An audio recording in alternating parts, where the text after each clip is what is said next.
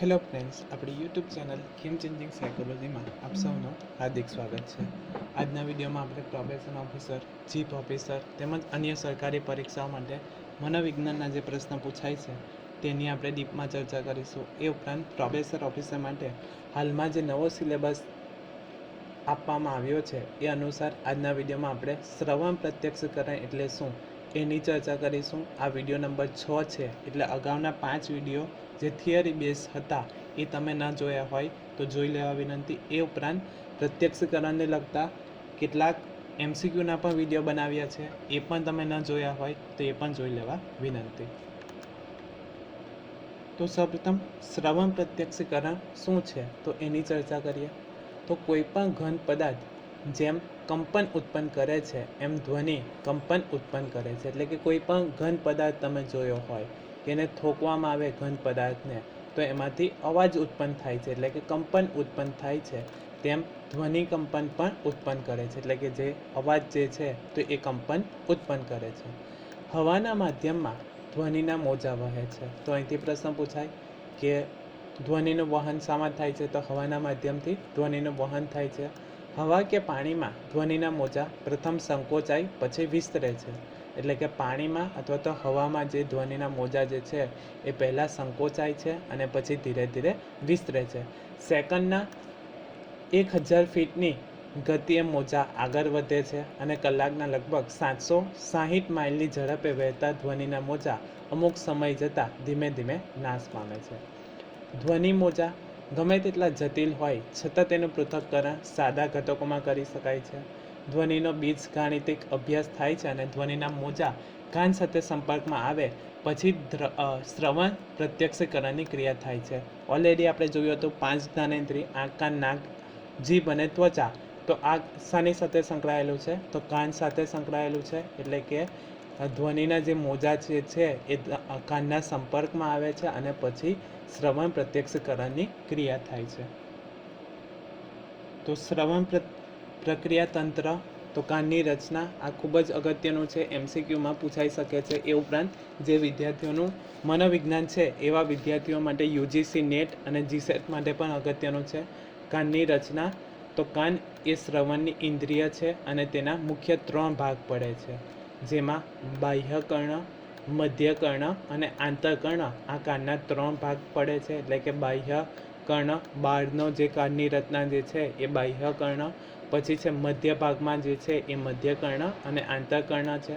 હવે બાહ્યકર્ણમાં પણ એના ત્રણ અંગ છે અથવા તો ભાગ છે: કાનની બૂટ, કર્ણનલિકા અને કર્ણપટલ. તો બાહ્યકર્ણ સાથે કોણ કોણ સંકળાયેલા છે? તો કાનની બૂટ, કર્ણનલિકા અને કર્ણપટલ સંકળાયેલા છે. મધ્યકર્ણ, આ ખૂબ જ અગત્યનો છે. મધ્યકર્ણ જેમાં 3 હાડકાઓ હોય છે: હથોડી, એરણ અને પેંગરો. તો આ અગત્યના છે. અહીંથી પણ ઘણી વખત પ્રશ્ન પૂછાય છે મધ્યકર્ણમાં કયા કયા હાડકાં જોવા મળે છે? તો મુખ્યત્વે 3 હાડકાં જોવા મળે છે: હથોડી, એરણ અને પેંગરો. આ જે હથોડી, એરણ અને પેંગરું જે છે તો એ નામ કઈ રીતે? તો એના આકારના આધારે એનું નામકરણ કરવામાં આવ્યું છે: હથોડી, એરણ અને પેંગરો. ત્યારબાદ મધ્યકર્ણમાં યુસ્ટેકિયન નલિકા પણ જોવા મળે છે. તો આ અગત્યનું છે. બાહ્યકર્ણમાં કયા કયા ભાગ આવે છે? તો કાનની બૂટ, કર્ણનલિકા અને કર્ણપટલ આવે છે. મધ્યકર્ણમાં 3 હાડકાં કયા કયા? હથોડી, એરણ અને પેંગડો જોવા મળે છે. તે ઉપરાંત યુસ્ટેકિયન નલિકા પણ જોવા મળે છે. આંતરકર્ણમાં 3 ભાગો આવેલા છે: મધ્ય ભાગ, કર્ણશંખ અને કર્ણવલય. તો આ અગત્યની સ્લાઇડ છે, સ્ક્રીનશોટ લેવો હોય તો તમે લઈ શકો છો. બાહ્યકર્ણમાં 3 ભાગ: કાનની બૂટ, કર્ણનલિકા અને કર્ણપટલ જોવા મળે છે. મધ્યકર્ણમાં 3 હાડકાં કયા કયા? હથોડી, એરણ અને પેંગરો તેમજ યુસ્ટેકિયન નલિકા જોવા મળે છે. અને આંતરકર્ણમાં મધ્ય ભાગ, કર્ણશંખ અને કર્ણવલયો જોવા મળે છે.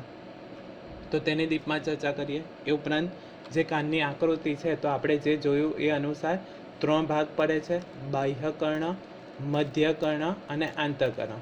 હવે બાહ્ય ભાગ જે છે તો એમાં કર્ણપાલિકા, જે આપણે બહારનો ભાગ જોઈ શકીએ છીએ તો એ કર્ણપાલિકા છે. ત્યારબાદ કર્ણનલિકા, એટલે કે એમાંથી અવાજ જે છે તો એ પસાર થાય છે, કર્ણનલિકા તમે જોઈ શકો છો. ત્યારબાદ છે કર્ણપટલ છે. ત્યારબાદ મધ્ય ભાગમાં હથોડી, તમે આકૃતિમાં જોઈ શકતા હશો, હથોડી, એરણ અને પેંગડું જે છે તો એ જોવા મળે છે. એ હવે આકારના આધારે એમનું નામકરણ કરવામાં આવ્યું છે. ત્રણે ત્રણ સાથે સંકળાયેલા છે. હથોરી, એરણ અને પેંગડું જે છે તો એ જોવા મળે છે. ત્યારબાદ કર્ણવલયો, ત્યારબાદ મગજ તરફ જતા શ્રવણ તંતુઓ કે જે અવાજ જે છે હથોરી, એરણ અને પેંગડુંમાંથી પસાર થઈને મગજ તરફ જતા જે શ્રવણ તંતુઓ છે તો ત્યાં જાય છે અને આપણને અવાજ સંભળાય છે. ત્યારબાદ છે શંખાકૃતિ. હવે શંખાકૃતિ પણ શંખ જેવી દેખાય છે, એના કારણે એને શંખાકૃતિ કહેવામાં આવે છે. ત્યારબાદ મધ્યકર્ણનું પોલાણ તમે જોઈ શકો છો, અને જે આપણે મધ્યકર્ણમાં જોયું હતું યુસ્તેકિયન નલિકા જે છે તો આ યુસ્તેકિયન નલિકા છે. તો આ આકૃતિ પણ અગત્યની છે. બાહ્યકર્ણ જેમાં કર્ણપાલિકા, કર્ણનલિકા જોવા મળે છે. મધ્યકર્ણમાં હથોડી, એરણ અને પેંગડું તેમજ યુસ્તેકિયન નલિકા પણ જોવા મળે છે. હવે સૌપ્રથમ ભાગ જોઈએ બાહ્યકર્ણ, આઉટર ઇયર જે છે તો એની ડીપમાં ચર્ચા કરીએ. તો બાહ્યકર્ણના મુખ્ય ભાગમાં કાનની બુટ અથવા તો કર્ણપાલી કહેવામાં આવે છે, કર્ણનલિકા અને કર્ણપટલ જેનું બીજું નામ કર્ણધોલ જે છે તો એનો સમાવેશ થાય છે. તો બાહ્યકર્ણમાં કયા કયા ભાગો સંકળાયેલા છે? કાનની બુટ જેને કર્ણપાલી કહેવામાં આવે છે, કર્ણનલિકા અને કર્ણપટલ જેનું બીજું નામ છે કર્ણધોલ, આ સંકળાયેલા છે. તો સૌપ્રથમ જોઈએ કર્ણપાલી. તો કર્ણપાલી અથવા કાનની બુટ કાનનો બહારનો ભાગ જે કૂર્ચાનો બનેલો હોય છે, એટલે કે તમે આ હાડકા નથી પરંતુ કૂર્ચા જોવા મળે છે જેને આપણે વાળી શકીએ છીએ. તો કાનની બુટ કાનનો બહારનો ભાગ કૂર્ચાનો બનેલો છે. કર્ણપાલી ખોપરીના હાડકા સાથે સ્નાયુ અને અસ્થિથી જોડાયેલો જોવા મળે છે. કેટલાક પ્રાણીઓના જીવનમાં કર્ણપાલી મહત્વનો ભાગ ભજવે છે. જે કર્ણપાલી જે છે તો અમુક પ્રાણીઓમાં એ અગત્યનો ભાગ ભજવે છે. ફોર એક્ઝામ્પલ કૂતરા, બિલાડી, તમે જોઈ હશે કે જ્યારે અવાજ આવે છે કઈ દિશામાંથી આવે છે તો એ પોતાના કાન એ દિશામાં વાળી શકે છે, તો એના માટે અગત્યનો ભાગ ભજવે છે. કેટલાક પ્રાણીઓના જીવનમાં કર્ણપાલી મહત્વનો ભાગ ભજવે છે. તે અવાજની દિશામાં પોતાના બાહ્ય કર્ણને વાળી શકે છે, જે તમે કૂતરા, બિલાડીમાં, ગાયમાં પણ જોયું હશે, અલગ અલગ પ્રાણીઓમાં જોવા મળે છે. ઐચ્છિક રીતે કાનને વારવાની શક્તિને લીધે ચારે દિશામાંથી આવતા અવાજને સહેલાઈથી પકડી શકે છે. ઐચ્છિક એટલે કે પોતાની મરજી મુજબ કાનને વાળી શકે છે, કે જે દિશામાં અવાજ આવતો હોય એ દિશામાં કાનને વાળી શકે છે. પ્રાણીઓની આ શક્તિ તેમને સંરક્ષણ અને શિકારમાં ઘણીવાર ઉપયોગી બને છે, કે જ્યારે કોઈ પ્રાણી પોતાનું રક્ષણ કરવા માટે કે જે દિશામાંથી અવાજ આવતો હોય તો એ દિશા તરફ ધ્યાન આપીને પોતાનો જીવ પણ બચાવી શકે છે અને શિકાર કરવા માટે પણ એ ઉપયોગી સાબિત થઈ શકે છે. માનવી ઐચ્છિક રીતે કાનને હલાવી શકતો નથી, કે માનવી પોતાની ઈચ્છા અનુસાર જે તે દિશામાં અવાજ આવતો હોય તો એ દિશામાં પોતાના કાનને હલાવી શકતો નથી. બાહ્યકર્ણનો ઉપયોગ બહારના અવાજના મોજા એકઠા કરીને કર્ણનલિકા તરફ મોકલવામાં આવે છે. તો અહીંથી પણ અગત્યનો પ્રશ્ન પૂછાઈ શકે છે કે બાહ્યકર્ણનો ઉપયોગ શું છે? તો બાહ્યકર્ણનો ઉપયોગ બહારના અવાજના મોજા એકઠા કરીને કર્ણનલિકા તરફ એને મોકલવાનું કાર્ય બાહ્યકર્ણો દ્વારા કરવામાં આવે છે. હવે જોઈએ કર્ણનલિકા. તો કર્ણનલિકા લગભગ 1 થી 1.25 ઇંચ જેટલી લાંબી હોય છે, એટલે કે કર્ણનલિકાનો કદ જે છે તો 1 થી 1.25 ઇંચ જેટલી લાંબી જોવા મળે છે. આ નળીનો બહારનો ભાગ કૂર્ચાનો અને અંદરનો ભાગ હાડકાનો બનેલો છે.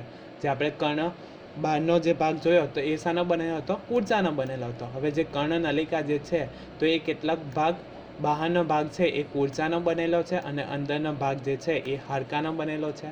કર્ણનળીના બહારના છેડે ઝીણા વાળ તથા એક પ્રકારના મીણ જેવો પદાર્થ બહાર કાઢનાર ગ્રંથિ જોવા મળે છે. તો કર્ણનલિકામાં એક એવી ગ્રંથિ હોય છે કે જ્યાં મીણ જેવો પદાર્થ હોય છે, જે બહારથી આવતા ધૂળના રજકણો હોય છે યા જંતુઓ હોય છે તો એને અટકાવે છે. તેમજ ઝીણા વાળ હોય છે તો એનું પણ કાર્ય શું છે? તો બહારથી જે વાતાવરણમાંથી આવતા ધૂળના રજકણો હોય છે અથવા તો જંતુઓ હોય છે તો એને અટકાવવાનું કાર્ય ઝીણા વાળ અથવા તો એક પ્રકારનું જે મીણ હોય છે એમના દ્વારા કરવામાં આવે છે. આથી ધૂળના કણ કે જંતુઓ અંદર જતા અટકે છે. કર્ણનાળી ઉપરના ત્વચાના આવરણ પરથી ઝરતા સ્ત્રાવને લીધે કર્ણનાળી અને કર્ણધોલ બંને સ્નિગ્ધ રહે છે, એટલે કે પીના જે આપણે ભીંજેલા કહી શકીએ તો એ જોવા મળે છે. તો કર્ણનાળી ઉપરના ત્વચાના જે આવરણ પરથી ઝરતો જે સ્ત્રાવ હોય છે કે જે પ્રવાહી લીક કરે છે, તો એના કારણે કર્ણનાળી અને કર્ણધોલ હંમેશા સ્નિગ્ધ રહેલા જોવા મળે છે. ત્યારબાદ છે કર્ણપટલ. તો કર્ણનલિકાના છેડે આપેલા પડદાને કર્ણપટલ કે કર્ણધોલ કહેવામાં આવે છે. તે ખેંચાયેલો હોય છે અને તેથી ધ્વનિના મોજાના સ્પર્શથી ધ્રુજે છે. હવે જે બહારથી અવાજ આવે છે તો એનાથી કર્ણનલિકામાં પ્રવેશે છે, ત્યારબાદ કર્ણપટલમાં આવે છે. હવે કર્ણપટલમાં જ્યારે આવે છે તો એના કારણે ધ્વનિના મોજાના સ્પર્શથી એ જે કર્ણપટલ છે એ ધ્રુજે છે. ધ્વનિ સંવેદન માટે કર્ણધોલ અગત્યનો ભાગ ભજવે છે. એટલે કે આપણને જે અવાજ સંભળાય છે તો એમાં અગત્યનો ભાગ કોણ ભજવે છે? તો ધ્વનિ સંવેદન માટે કર્ણધોલ અગત્યનો ભાગ ભજવે છે.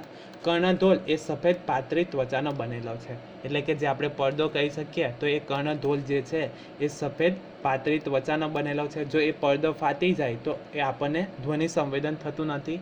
એના કારણે ધ્વનિ સંવેદન માટે ખૂબ જ અગત્યનું છે. કર્ણપટલ જે છે અથવા તો કર્ણધોલ અગત્યનો ભાગ ભજવે છે. હવે જોઈએ મધ્યકર્ણ. અગાઉનું જે જોયું હતું એ બાહ્યકર્ણ હતું. હવે છે મધ્યકર્ણ. તો મધ્યકર્ણમાં 3 હાડકાં આવેલા છે. કયા કયા? હથોડી, એરંડ અને પેંગડું, જે પોતાના આકારના આધારે એનું નામકરણ કરવામાં આવ્યું છે. મધ્યકર્ણમાં 3 હાડકાં આવેલા છે. બાહ્ય વાતાવરણમાંથી આવતા ધ્વનિમાં મોજા કર્ણધોલ પર ધ્રુજારી પેદા કરી મધ્યકર્ણમાં પ્રવેશે છે. જે આપણે આકૃતિમાં પણ જોયું હતું કે જે અવાજ આવે છે તો એ કર્ણધોલમાંથી પસાર થઈને હવે ક્યાં જશે? તો મધ્યકર્ણમાં જશે. ત્યારે તેનું પરિવર્તન હવાના પ્રવાહમાંથી અસ્થિ પ્રવાહમાં થાય છે. કે પહેલાં જે અવાજ હતો તો એ હવાના પ્રવાહમાંથી હવે અસ્થિના પ્રવાહમાં કન્વર્ટ થાય છે. મધ્યકર્ણ કર્ણપટલની પાછળ આવેલો છે. તો આ પણ અગત્યનું છે. અહીંથી પણ પ્રશ્ન પૂછાઈ શકે. મધ્યકર્ણનું સ્થાન ક્યાં છે? તો મધ્યકર્ણ કર્ણપટલની પાછળના ભાગે આવેલું છે. ખોપરીના લમણાના હાડકામાં જે કાણું હોય છે તેના પોલામાં આ ભાગ રહેલો છે. મધ્યકર્ણમાં પરસ્પરની સાથે જોડાયેલા 3 હાડકાં હથોડી, એરંડ અને પેંગડું તથા યુસ્ટેકિયન નલિકા જોવા મળે છે. ઓલરેડી આપણે જોયું હતું, અગત્યનું છે.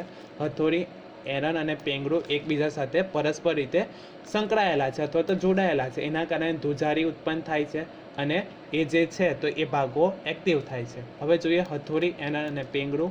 તો આ ત્રણેય મધ્યકર્ણના હાડકાના તેના આકારના નામ પરથી તેનું નામ આપવામાં આવેલું છે. ઓલરેડી મેં તમને કહ્યું, હથોડી, એરંડ અને પેંગડું શા માટે કહેવામાં આવે છે? તો એના આકારના આધારે એનું નામ આપવામાં આવેલું છે. આ ત્રણેય હાડકાં સાંકળ રૂપે સંકળાયેલા છે. એટલે કે આ ત્રણેય હથોડી, એરંડ અને પેંગડું એકબીજા સાથે સંકળાયેલા છે. એટલે કે એક ભાગ એક્ટિવ થશે તો એના કારણે બીજા 2 ભાગ પણ એક્ટિવ થશે. હથોડીનો હાથો કર્ણધોલ સાથે સંકળાયેલો છે. તો આ પણ અગત્યનું છે. અહીંથી પણ પૂછાઈ શકે. હથોડીનો ભાગ શાની સાથે સંકળાયેલો છે? તો કર્ણધોલ સાથે જોડાયેલો છે. તેનો પહેલો ભાગ એરંડ અડેલો છે.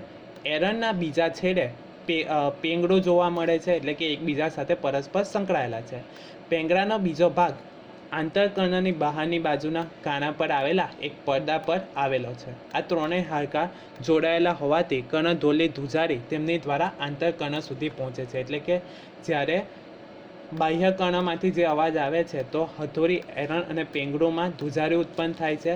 હવે એના કારણે આંતરકર્ણ સુધી એ અવાજ પહોંચે છે અને પછી આપણને મગજમાં જશે અને પછી આપણને અવાજનું સંવેદન થશે અથવા તો પ્રત્યક્ષીકરણ થશે.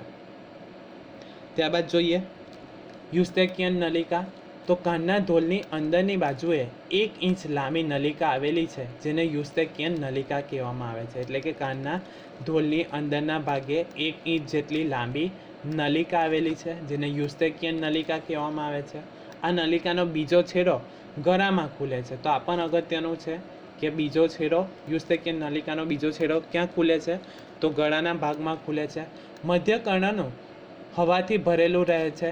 કર્ણપટલની બંને બાજુએ હવાનું દબાણ સરખું રહે છે અને કોઈ ભયંકર મોટો અવાજ પડદા પર અથડાય તો યુસ્ટેકિયન નળી વાતે થોડી હવા બહાર નીકળી જાય છે. એટલે કે હવાને મેનેજ કરવાનું અથવા તો કંટ્રોલ કરવાનું કાર્ય યુસ્ટેકિયન નલિકા દ્વારા થાય છે. એટલે કે જો મોટો અવાજ થાય તો એ પડદા પર અથડાય તો યુસ્ટેકિયન નળી દ્વારા થોડી હવા બહાર નીકળી જાય છે. આથી કર્ણપટલની અંદરની અને બહારની હવા વચ્ચે જળવાઈ રહે છે અને પડદો ફાટી જતો નથી. એટલે કે હવાના પ્રેશરને મેનેજ કરવાનું કાર્ય કોણ કરે છે? તો યુસ્ટેકિયન નલિકા દ્વારા કરવામાં આવે છે.